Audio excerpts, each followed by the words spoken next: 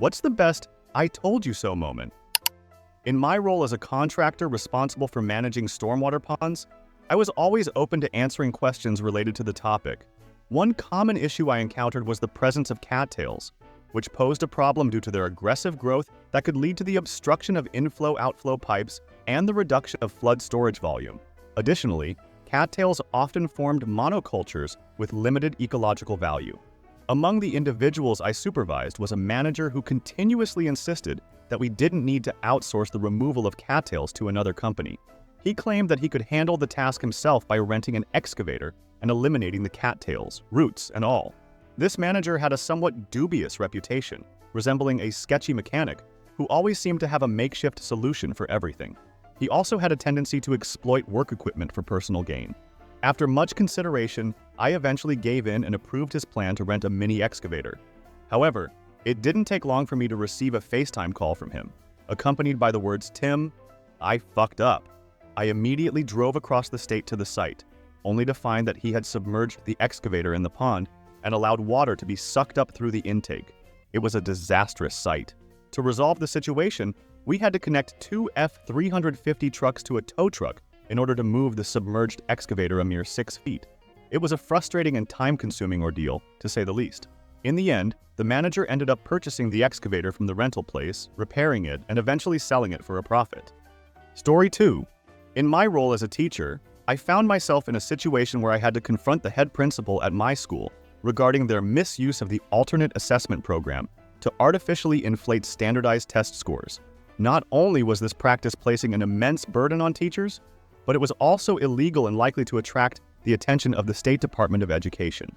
In response to my concerns, the head principal retaliated by assigning me a particularly challenging role for the following year. Frustrated by this unfair treatment, I made the decision to resign from my position. As a result, the head principal was left to handle the assignment themselves, which involved teaching a group of 16 students with emotional disorders across 3 different grade levels in a single classroom for the first month and a half of the school year.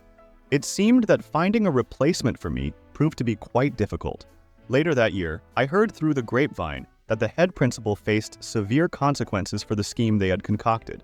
The state authorities cracked down on their actions, ultimately leading to the complete shutdown of the alternative assessment program. Story 3. While working at a tire shop, a customer arrived with a Land Rover Range Rover equipped with air suspension, seeking a new set of tires. As I observed the tire changers preparing to use a small scissor lift under the frame to lift the vehicle, I intervened and advised them against it. I explained that it would be wiser to lower the car onto the second drive-on rack and utilize the swing jacks positioned under the axles to prevent any damage to the suspension. To my surprise, the assistant manager overheard our conversation and confidently entered the shop, claiming to have contacted Land Rover for guidance. According to him, all we needed to do was open the rear hatch and activate the hazard lights to disable the air ride system. He insisted that we proceed with the tire change as the customer was waiting impatiently. Respecting his authority, I sarcastically responded, "Well, you heard the expert. I'll be by my toolbox if you need me." However, barely a minute and a half later, a deafening noise resembling a gunshot echoed throughout the shop. As predicted, lifting the vehicle by the frame had caused all 4 suspension airbags to burst. Finally realizing their mistake, they decided to follow my initial advice and place the car on the drive-on lift, utilizing the swing jacks as I had suggested. Unfortunately, the customer had to endure a bumpy ride from Manassas, VA to Alexandria, VA, as the shop had to bear the cost of installing a used set of suspension airbags, amounting to $6,000. It was disheartening that my experience working on Land Rovers was disregarded, despite having been at the shop for only 3 days. Nevertheless, they eventually started paying attention to my recommendations. Story 4.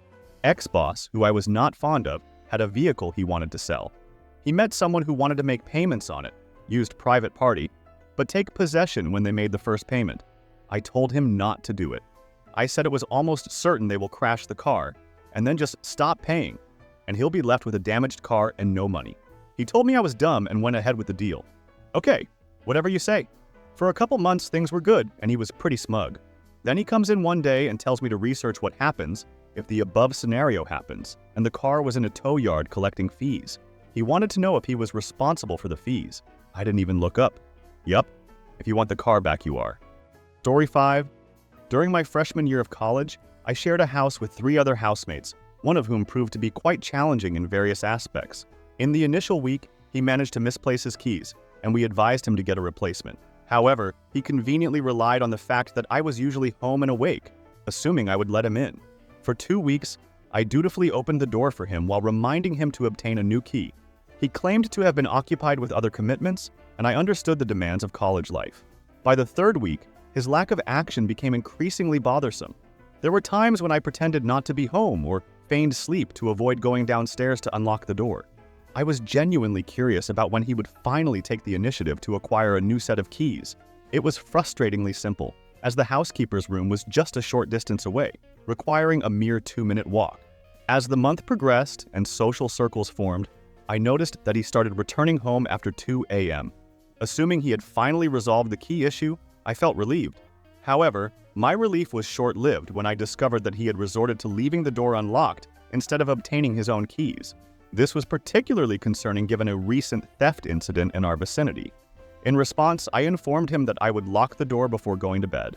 Occasionally, I would wake up to someone knocking on the door at 4 a.m., but I chose to remain in bed, unfazed. Then, one day, our college announced the transition to remote learning due to the escalating COVID-19 situation. Consequently, classes were suspended for the following week while the administration devised a plan. Simultaneously, I learned that flights were on the verge of cancellation, prompting me to book the earliest available one back to my home country, as our college was international and my housemates were also leaving. At some point, this troublesome roommate sent an angry message to our group chat, expressing his frustration about being unable to retrieve his belongings for his upcoming flight. He demanded that we open the door for him. I promptly responded, informing him that I had already left the country, and my other 2 roommates echoed the same sentiment. Consequently, he found himself locked out of the house, missing his flight due to the absence of the housekeeper. The following day, he approached the housekeeper, requesting a key copy. As a result, he had to bear the significant expense of completely changing the locks. Since then, I haven't had much interaction with him. Story 6. At the age of 13, I discovered that my brother was involved in selling drugs from our parents' house. To cover up his activities, he would deceive them by claiming to distribute McDonald's coupons he had obtained while working at the drive-thru. Despite living in a respectable neighborhood, I knew that the constant stream of cars coming and going would eventually attract unwanted attention from the police. After repeatedly urging him to stop, I eventually reached a breaking point and decided to confide in my parents. It was an emotionally overwhelming experience, as I felt a mix of guilt for snitching on my brother and a deep concern for his future. However, when I mustered the courage to disclose the truth to my parents, they responded with disbelief and accused me of being envious of my brother's superior academic performance. They labeled me a liar, refusing to acknowledge the gravity of the situation. Consequently, my brother continued his illicit activities for another 2 years before finally facing the consequences. Our home was raided, and his arrest made headlines on the 5 o'clock news that evening. Witnessing my mother's heartbroken reaction, I couldn't help but quietly utter the words, "I told you so." What could have been a straightforward conversation ended up spiraling into federal charges and an overwhelming financial burden of several $100,000 in lawyer fees. Thanks for watching. Don't forget to subscribe to the channel not to miss new cool videos. See you soon.